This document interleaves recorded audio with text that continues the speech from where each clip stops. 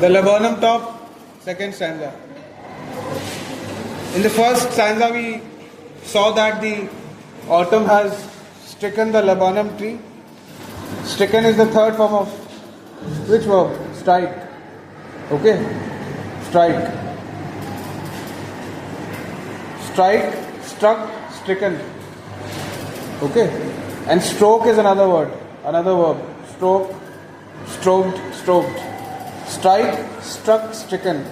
So when something impacts you greatly, we can use this verb. So autumn has stricken, it has affected the tree. That's why the leaves have become yellow, the seeds are falling. Alright, and there's no movement we can see in the tree because there's no wind at this time. However, autumn is marked by a lot of winds, dry winds, but there's no wind at this time when the poet is imagining to observe it. Till the goldfinch comes. Now the second stanza is the stanza of rejuvenation, the stanza of change. Everything changes. Till the goldfinch comes. I showed you a goldfinch on the screen that day. Goldfinch is a bird, yellow and black color. When the bird comes and sits on one of the branches, the tree comes into action, it springs into action. Till the goldfinch comes with a twitching chirrup. Twitching is like a sudden quick movement.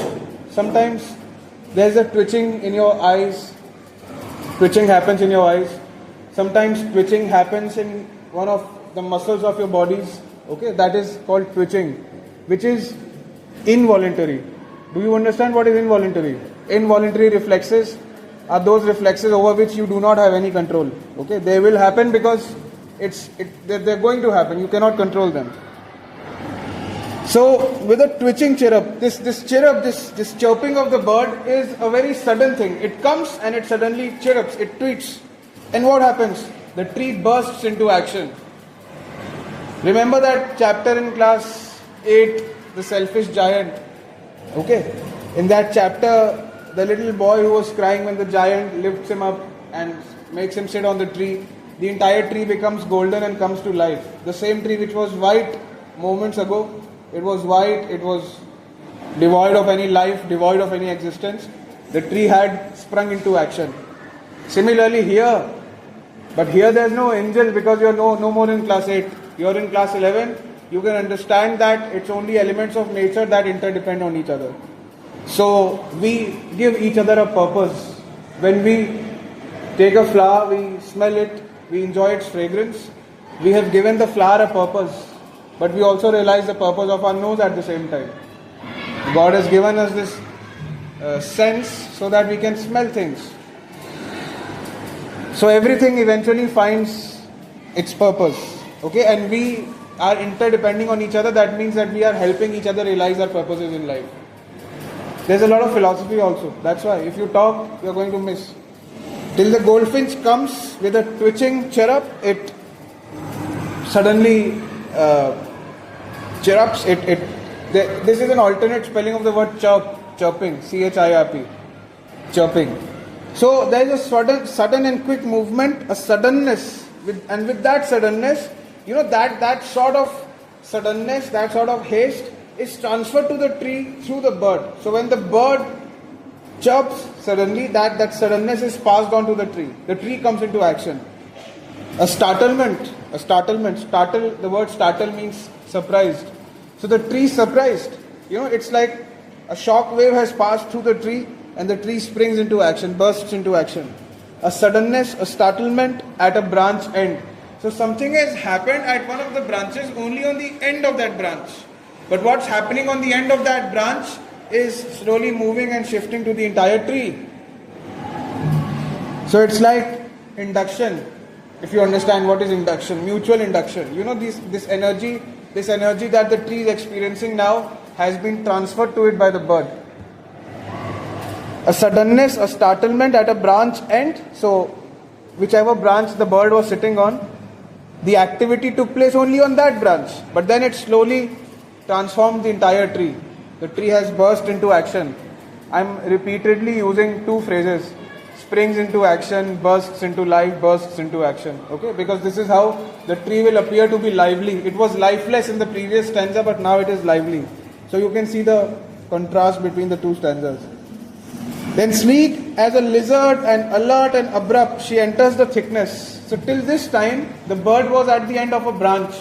But then she enters the thickness. The thickness is the core part of the tree, the central part where the densest part of the tree is found. The most dense part, okay? Most leaves, most fruits, the central part of the tree. Then sleek as a lizard, like a lizard you see will probably sit for 1 hour at one spot and then very quickly will move to the other spot.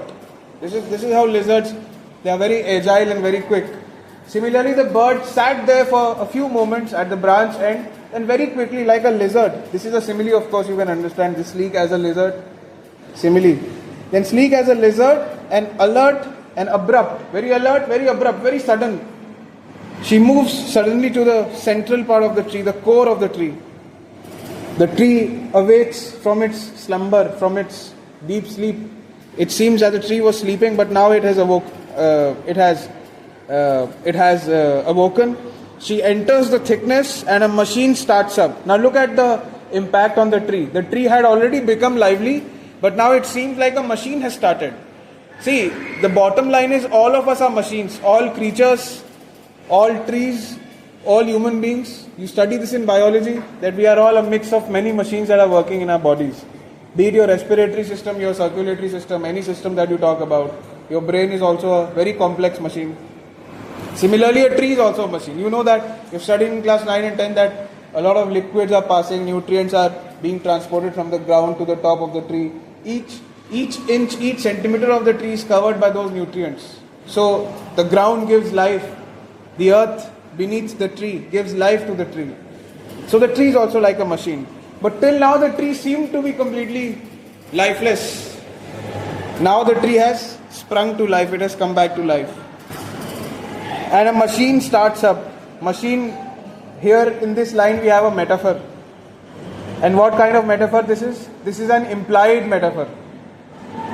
Because it's not written that the tree is a machine. We are able to understand that the word machine has been used for the tree. Alright. So metaphors in which it is not directly given what is being compared to what. These metaphors are called implied metaphors. It is just being implied. Okay, you can understand. Like if I say, I have wings. So what is the implied metaphor? I am comparing myself to a bird. That is an implied metaphor. So here it is not stated directly that the tree is a machine, but a machine starts up. So what are we talking about? Of course we are talking about the tree. A machine starts up, implied metaphor. IMPLIED, implied metaphor. And a machine starts up. Now this machine has a lot of things. This machine has chitterings of a bird and a tremor of wings, and the bird is flying from one branch to the other, to the third, to the fourth, to the fifth. So, you know, the few seconds that it takes to fly from one branch to the other, it flaps its wings quite quickly, very quickly. Okay? So there's a tremor of wings. If ever a bird has just passed beside your ears, you have felt, you feel a kind of vibration, you feel a kind of tremor. Why? Because the bird is actually pushing air. Flapping its wings, it pushes a lot of air. Alright? It cuts through a lot of air. That's why it's able to fly. How does a bird fly? It throws a lot of air down using its wings, and that air that is thrown down gives it upthrust that makes it lift high. A little of physics also for you. She enters the thickness and a machine starts up. The machine has a lot of elements like chitterings of the bird. Chittering is also the sound, a sound word. A tremor of wings, a vibration of wings. Alright. Let me give you one more example to be able to relate to this. Whenever you go to a wedding and there's a big DJ there and you sit in front of one of the speakers. So if there's a big speaker, you can actually feel that it's like blowing air. So there's no air, there's no fan in that speaker. But because the sound is very loud and that creates a lot of waves in the air. So you feel that sort of vibration, you feel that sort of tremor. Alright.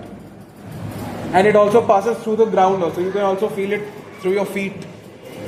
Whenever there's a loud music, you feel that the bass is affecting your body also.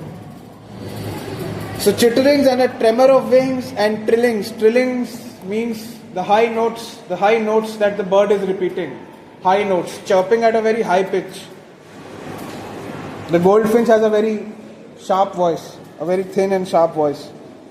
The whole tree trembles and thrills. The whole tree is, you can see the effect of the sitting of the bird on the entire tree. It is the engine of her family.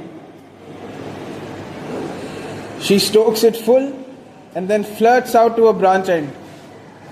Who is the engine of whose family? It is the engine of her family. Who is the engine of whose family? What do we understand by this line? Now the whole tree has become happy. It thrills. It's kind of a personification. The entire tree is happy and excited because it is now full of energy, which has been, and now, of course, literally you understood, but metaphorically and symbolically what it suggests is that since the arrival of the bird, the tree has found a purpose of its existence.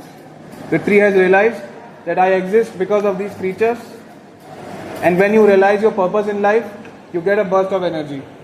The day you realize what you have been made for, the day you realize that you want to be a software engineer or a cardiologist or a psychiatrist, that day God will give you some special energy to work on your focus.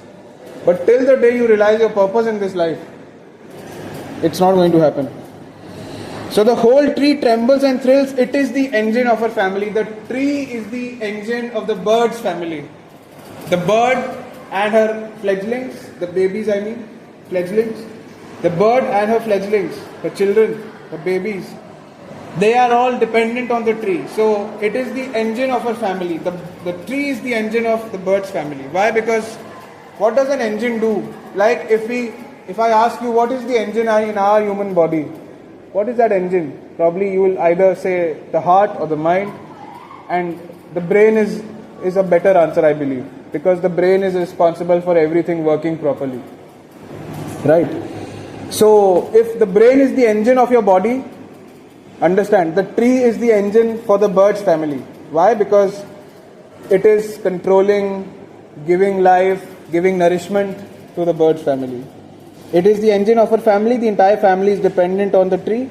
She stokes it full and then flirts out to a branch end. Okay, we will continue the remaining 5 lines on the next turn.